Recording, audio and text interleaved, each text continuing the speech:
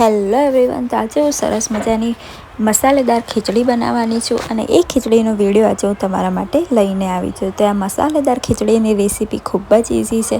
તેના માટે મેં 1 વાટકી ચોખા, અડધી વાટકી તુવેર દાળ અને અડધી વાટકી મગની દાળ લઈ લીધી હતી અને તેને આ રીતે મેં પાણીમાં 15થી 20 મિનિટ રાખી મૂકી હતી।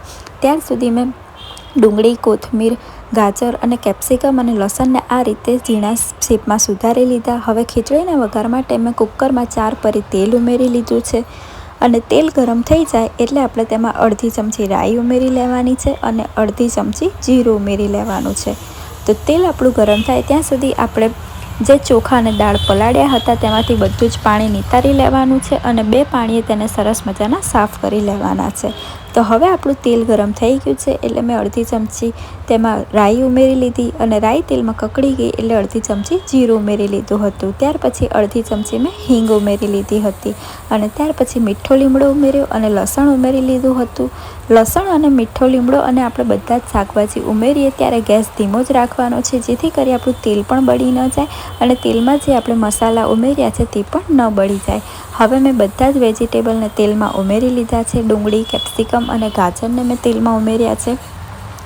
મસાલેદાર ખીચડીમાં તમે જેટલા વેજીટેબલ ઉમેરો તેટલા ઓછા પડે છે। તો હવે વેજીટેબલને આપણે તેલમાં સરસ મજાના સાંતળી લેવાના છે। 2 થી 3 મિનિટ સુધી આ જ રીતે તેને સાંતળતા રહેવાનું છે। હવે ત્યાર પછી આપણા જે રેગ્યુલર મસાલા હોય છે, હળદર, ધાણા જીરું, મીઠું, મરચું, તે ઉમેરી લેવાના છે।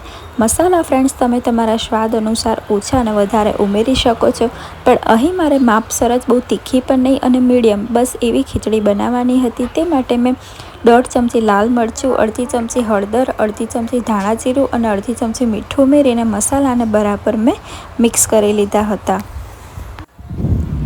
મીઠું આપણે માપસર જ ઉમેરવાનું છે। હવે બધા જ મસાલા મિક્સ થઈ જાય ત્યાં સુધી આપણે તેને તેલમાં સાંતળતા રહેવાનું છે અને આ રીતે બધું જ તેલ અને મસાલા બધું જ આ રીતે શેકાઈ જાય ત્યાર પછી જ આપણે તેમાં થોડું પાણી ઉમેરી લેવાનું છે અને પાણી ઉમેરીને મસાલાને બરાબર સાંતળી લેવાના છે।